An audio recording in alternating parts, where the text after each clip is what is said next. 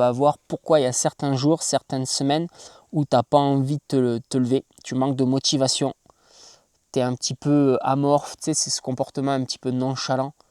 Et après, tu peux aussi même retourner dans des comportements compulsifs, des petites addictions. Donc on va comprendre pourquoi, et puis on va voir surtout comment faire pour s'en sortir. Moi, c'est Lucas, je suis coach en changement de vie, formé à la Paradox School, qui est une école très prestigieuse en ce qui concerne le coaching profond en francophonie. Maintenant, les présentations faites, on attaque. Alors déjà, il faut bien comprendre que le manque de motivation, la nonchalance, le fait de ne pas avoir envie de se lever le matin, d'être dans son lit, de ne pas avoir envie d'attaquer la journée, de regarder le plafond, là, tu vois, le regard vide un peu du poisson là qui regarde le plafond. Bon, ça, c'est un signal.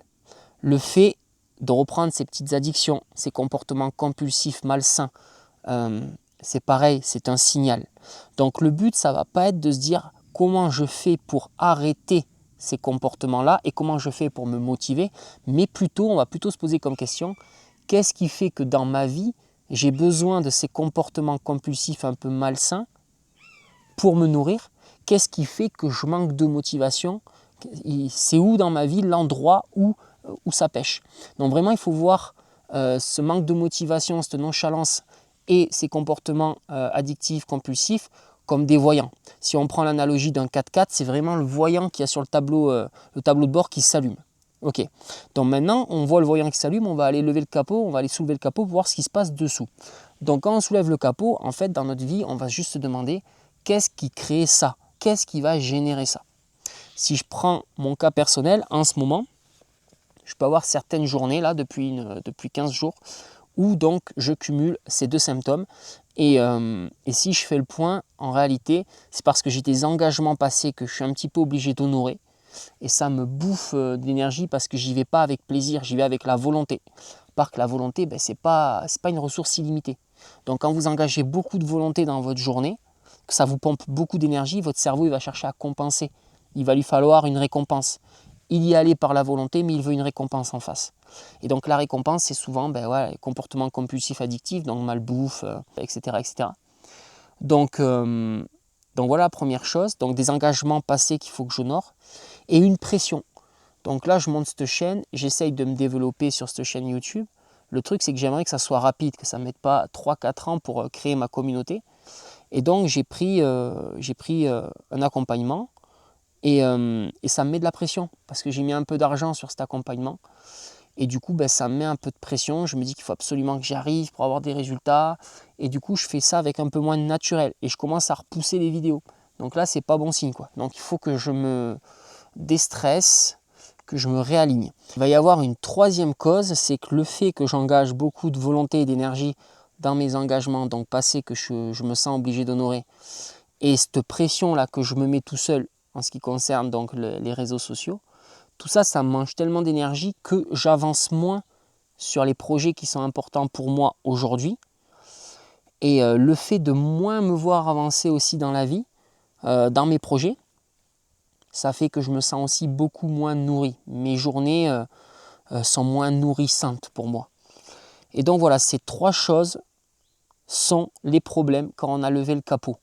Les voyants, encore une fois, comportement compulsif, malsain, addictif, et manque de motivation, passivité, nonchalance, voyant.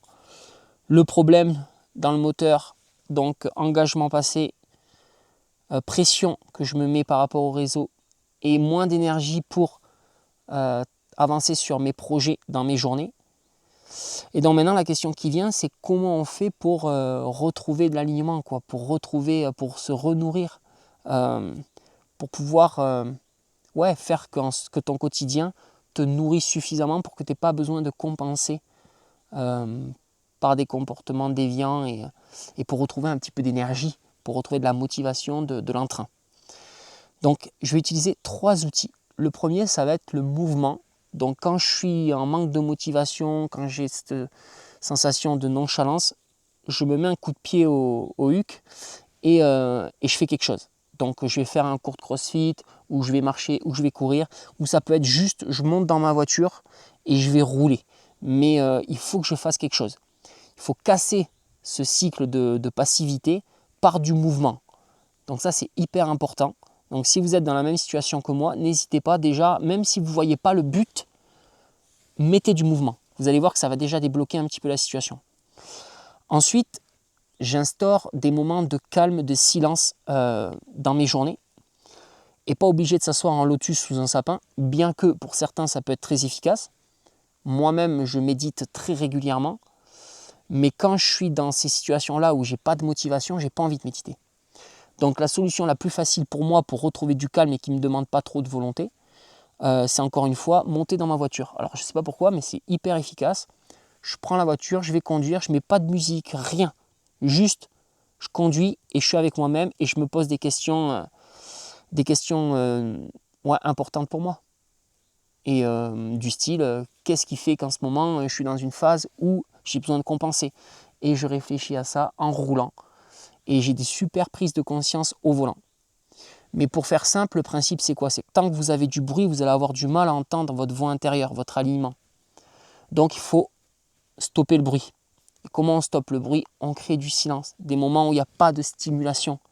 Donc encore une fois, on évite, si on prend ma situation de la voiture, on évite de mettre la radio, d'écouter un podcast, j'en sais rien, d'être au téléphone avec sa meilleure pote, juste vous-même. Ça peut être une marche en forêt, ça peut être un footing, ça peut être de la méditation, des exercices de respiration, prendre une douche, juste une douche dans le calme, mais il faut du silence. Donc on met du mouvement, on casse la passivité et on instaure du silence.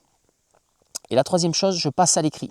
Donc souvent, après avoir mis du mouvement et avoir instauré du silence, j'ai des premières idées qui me viennent, mais c'est brouillon, c'est un peu flou dans mon esprit. Donc là, je vais structurer ma pensée. Donc là, je prends mon calepin, mon stylo et je structure ma pensée. Je passe à l'écrit. Hyper efficace. Et j'essaye de faire émerger donc une petite action en direction de mes projets. C'est vraiment quelque chose qui me nourrit chez moi. Donc dans le passé, j'ai identifié les choses qui étaient vraiment importantes pour moi pour que quand j'arrive à la fin de ma journée, je me dise « Ok, là j'ai une journée qui est vraiment satisfaisante pour moi ». Et par exemple, donc encore une fois me concernant, pour que je sois satisfait de ma journée, il me faut du mouvement, du sport, il me faut des moments de silence, de l'introspection, il me faut avancer sur mes projets, il me faut essayer d'améliorer mes compétences même qu'un petit peu. Et si j'ai ça, ces 4 choses dans ma journée, même si c'est à une toute petite échelle, je suis déjà content. Ça veut dire que j'ai déjà progressé et que j'ai avancé et je me sens satisfait. Donc une petite action me concernant, je fais émerger une petite action, un petit millimètre. Car ma philosophie de vie, c'est pas transforme toute ta vie en une journée, ça va être plutôt transforme ta journée, puis celle du lendemain, puis celle du lendemain, puis celle du lendemain, et en cumulant toutes ces transformations, c'est comme ça que tu vas transformer ta vie. Et le dernier outil que j'aimerais ajouter pour retrouver de l'alignement, qui est hyper intéressant, c'est de se mettre dans la peau de la version à ton prime, de la version que tu veux devenir, la version qui vit ta vie idéale. Et donc tu te mets dans sa peau et tu te demandes à sa place, si lui il était à ma place, comment il réagirait à cette situation-là de nonchalance, de paresse, de non-motivation, de comportement compulsif. Qu'est-ce que lui il pourrait mettre en place pour sortir de ça? Et c'est assez puissant aussi comme exercice. Donc voilà, ne culpabilisez pas si vous avez ces moments, encore une fois, de passivité et des petits retours sur vos addictions. Ce sont juste des voyants, c'est hyper utile en fait. Ça vous montre que dans votre vie, il y a un truc qui doit être changé, qui doit être modifié, qui doit être transformé. Et si on ne les avait pas, ces voyants-là, on aurait du mal à les identifier et on pourrait passer une vie à côté de ces pompes. Donc à la limite, c'est vraiment hyper utile. Donc notre corps et notre cerveau et notre âme sont très très très très très efficaces pour nous faire sentir quand on est à côté de nos basques. Donc voilà. C'est tout pour moi pour aujourd'hui. Si tu as besoin d'un accompagnement dans ton changement de vie, n'hésite pas, tu as mon mail en dessous de la vidéo. Et j'organise aussi des séjours immersifs dans des paysages magnifiques, dans du sauvage, où on travaille sur notre mindset, on avance sur nos projets, mais on vit aussi des activités de pleine nature, de style équitation western, traîneau à chien. Et puis il y a des moments de partage autour de feux de camp ou dans des bains nordiques. Donc vraiment hyper sympa à vivre. Ça te booste, tu repars avec le couteau entre les dents pour défoncer tes projets. Et si tu veux des informations sur les séjours, pareil, je te laisse mon mail, tu m'écris. Allez, ciao.